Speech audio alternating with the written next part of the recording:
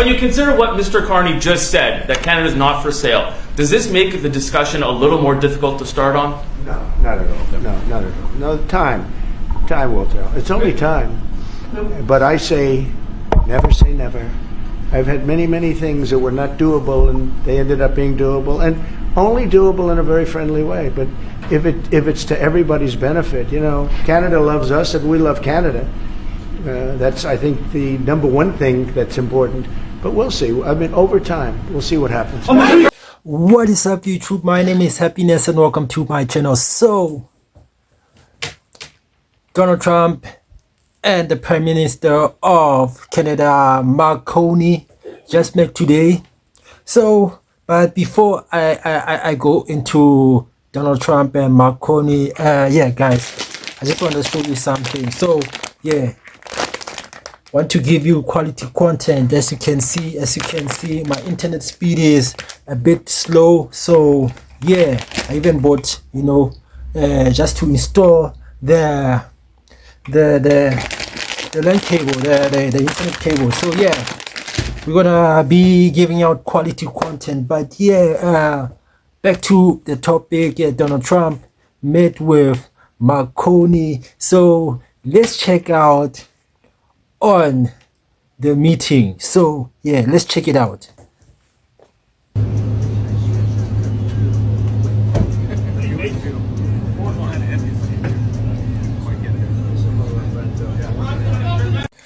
Yep, check out Carney's handshake. You saw how he's like, I mean, like, you know, like those type of awkward type of handshake. You're just meeting the president who wants to take over your country. So how awkward can it be? I understand how that handshake might feel, but yeah. When you get rid of that artificially drawn line, somebody drew that line many years ago with like a ruler, just a straight line right across the top of the country. When you look at that beautiful formation when it's together, I'm a very artistic person, but when I looked at that beauty, I said that's the way it was meant to be. But you know, it's I do feel it's much better for Canada, but we're not going to be discussing that unless somebody wants to discuss it. So will you talk to him about making Canada a 51st state, annexing Canada? I'll always talk about that. You know why? We subsidize Canada to the tune of $200 billion a year. We don't need their cars. In fact, we don't want their cars. We don't need their energy. We don't even want their energy. We have more than they do. We don't want their lumber. We have great lumber. All I have to do is free it up from the environmental lunatics. We don't need anything that they have.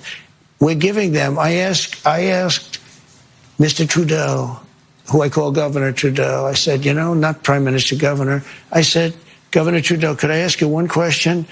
Why are we giving you $200 billion? Why are we subsidizing Canada? If Canada was a state, it wouldn't cost us. It would be great. It would be such a great, it would be a cherished state. And if you look at our map, if you look at the geography, I'm a real estate guy at heart. When I look down at that without that artificial line that was drawn with a ruler many years ago, it was just an artificial line, goes straight across. You don't even realize what a beautiful country it would be. It would be great. But I don't think the American public wants me to pay $200 billion a year to subsidize Canada. Again, remember this. Yeah. We don't need their cars. We don't need their lumber. We don't need their energy. We don't need anything. We do very little business with Canada. They do all of their business practically with us. You and I. They need us. We don't need them. You and Okay, guys. So, do you know that saying whereby there is no one who can play Donald Trump better than Donald Trump playing himself? That's what most people like to say. But you know, like, I do agree with, you know, Trump, like, in almost everything that he talks about, because, like, you know, I feel that it would be so interesting if Canada was part of the United States. I mean, like, I feel that the reason why Mark Carney is in power at the moment is for that the transition should happen, because I mean, like, even though people say that, you know, he is Trudeau 2.0, but despite that, the reason why he's in power is because the reason why Carney is in power, because people say that he's weak, and it will be much more better and for like from the way I see it, like, it would be a beautiful chapter, you see. It would be a beautiful chapter if Canada was part of the United States. But what do I know? Substantial period of time. I think. Just to clarify, Mr. President, is there anything the Prime Minister can say to you today to change your mind on tariffing Canada? Tariffing cars?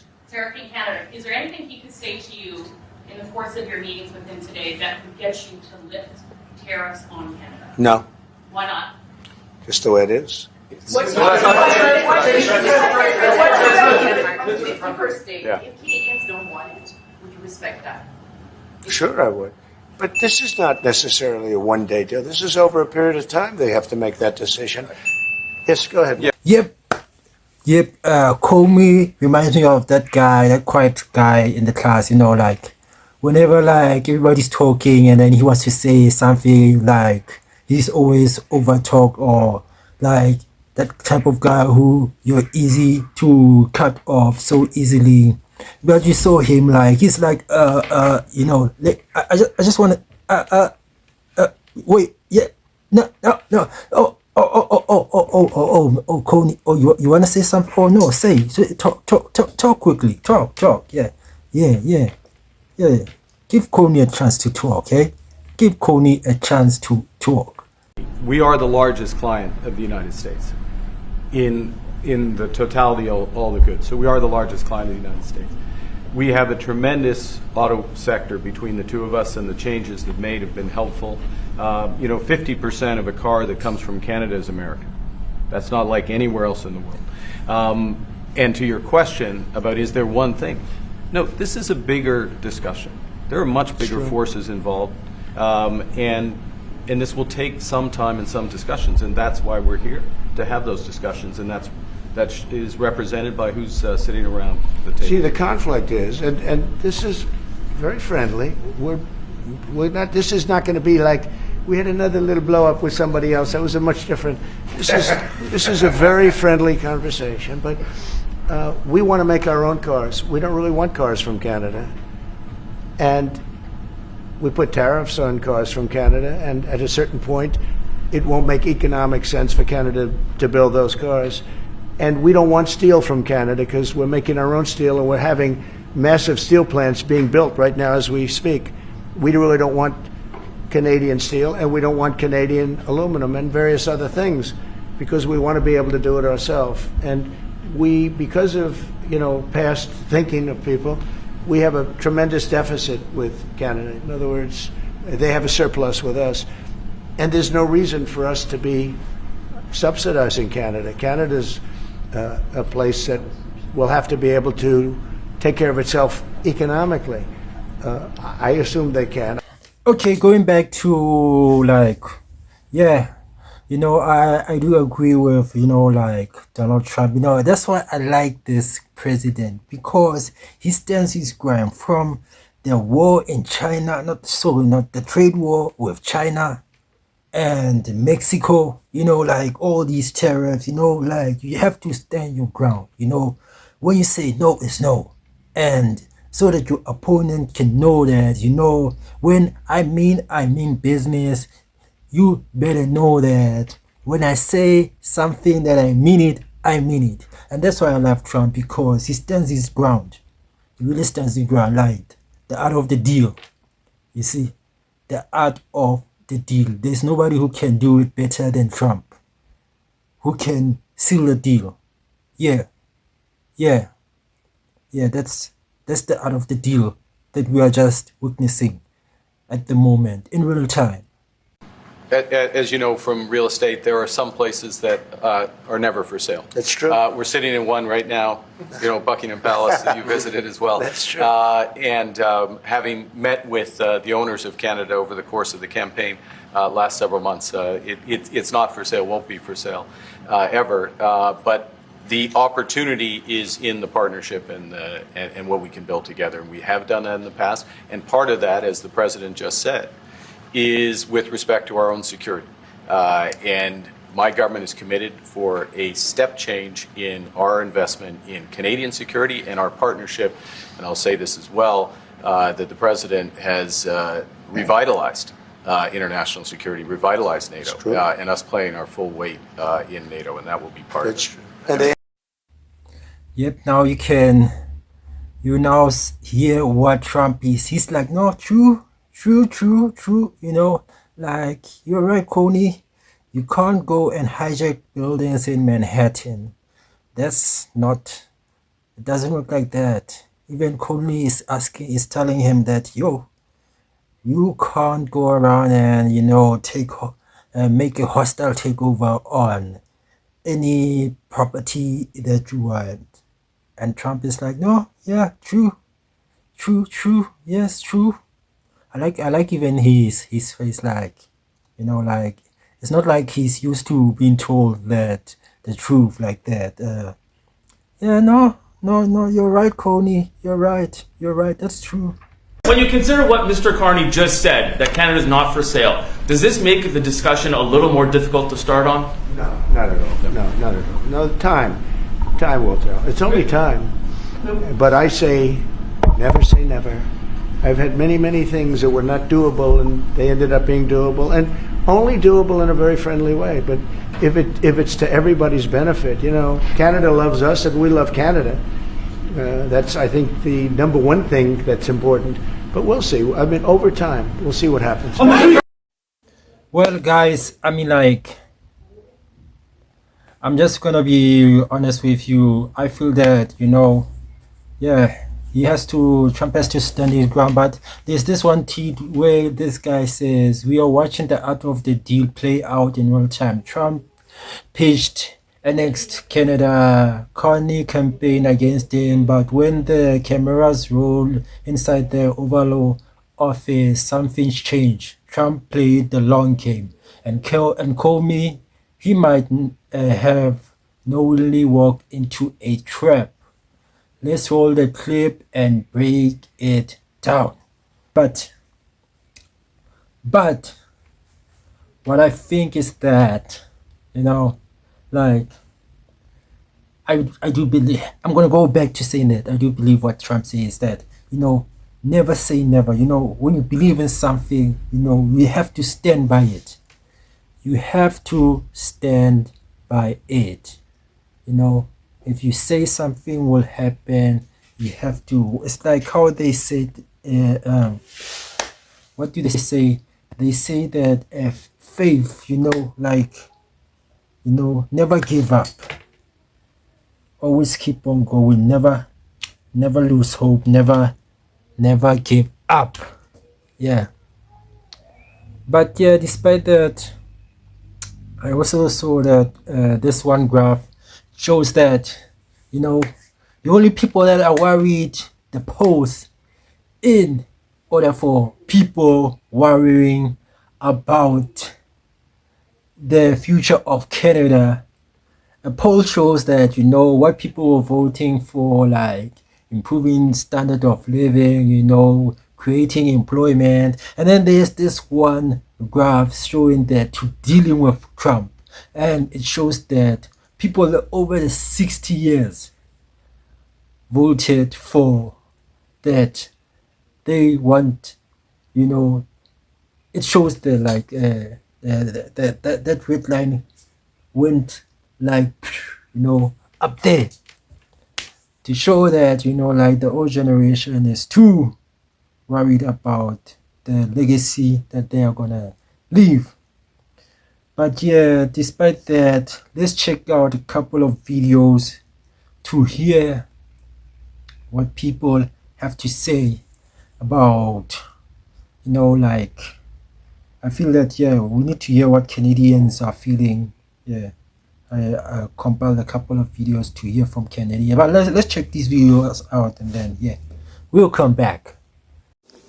Listen, I don't care how you feel about President Trump. The dude is just, listen, I don't even know how to describe him. Sitting in the Oval Office with the Prime Minister from Canada, and they ask a question about trade with Canada, he says, and the Canadian Prime Minister talks about how 50% of all cars that come out of Canada are made in the U.S. And President Trump goes, we don't want cars from Canada. We don't want steel from Canada. we don't want your stuff. He doesn't care. This is what we voted for. I'm just saying, this is what we voted for. We voted for a president who is not going to capitulate, who's not going to pander, who's not going to do none of that, just going to stand on business every single time. You're welcome. We've all seen the clips yesterday or watched the meeting that Trump had with Carney at the White House, and what a fabulous job Carney did of taking control of that meeting and getting the message across loud and clear that Canada is not for sale. Man, he knows how to manage that, man. And we were right. We were right. He was the right choice to take on Trump. What really strikes me, though, when I watch Mark Carney is not what he says so much, it's what he doesn't say. And there lies his power, because Trump is all about reaction. You know, right out of the gate, he's looking for a response, a reaction constantly. He is constantly saying the most unhinged things. I'm not sure he can help it, but the most unhinged things to get a response. And he doesn't get it from Carney. Carney does not rise to the bait. He did it in the leadership debates too. He will not roll in the mud with you.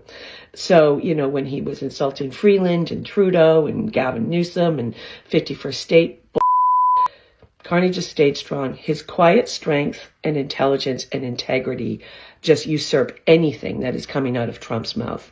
And it's quite gorgeous to watch. Trump thought Mark Carney was complimenting him. I've got to show you the clip. I'll say this as well, that the president has revitalized international security, revitalized NATO, and us playing our full weight in NATO, and that will be part of it. When he says revitalize NATO, he means everyone has realized how batshit Trump is, and so therefore we're not relying on the US for anything, and therefore we have to, you know, do more around our own defense. That's what he means by revitalized. Watching him handle the big orange toddler was genuinely a pleasure to watch. He's a real grown-up with like deep experience in so many things that Trump wouldn't even be able to pronounce properly.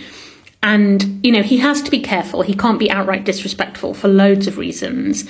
But Trump genuinely seemed to take that as a compliment.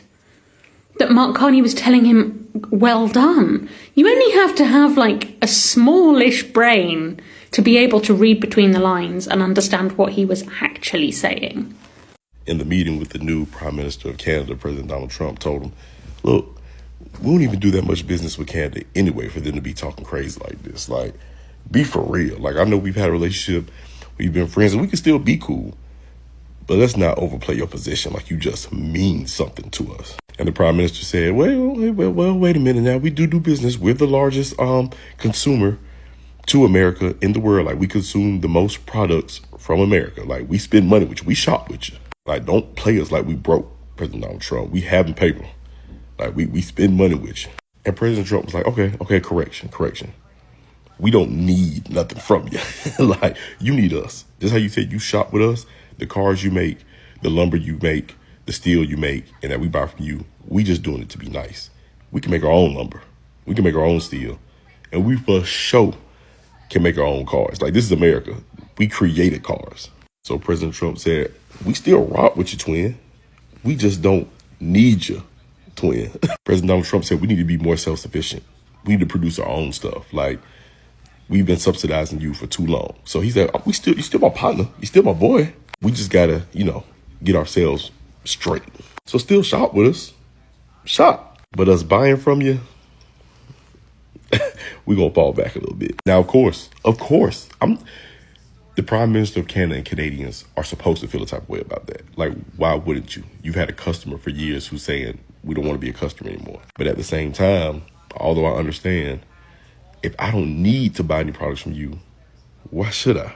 We'll see how this all plays out, but new Prime Minister, welcome to leadership. Yeah, guys, thank you for watching my YouTube channel. Please like and subscribe, and yeah, let's meet up on the next video. Yes, so yeah, that's like how I like to say it. Peace out.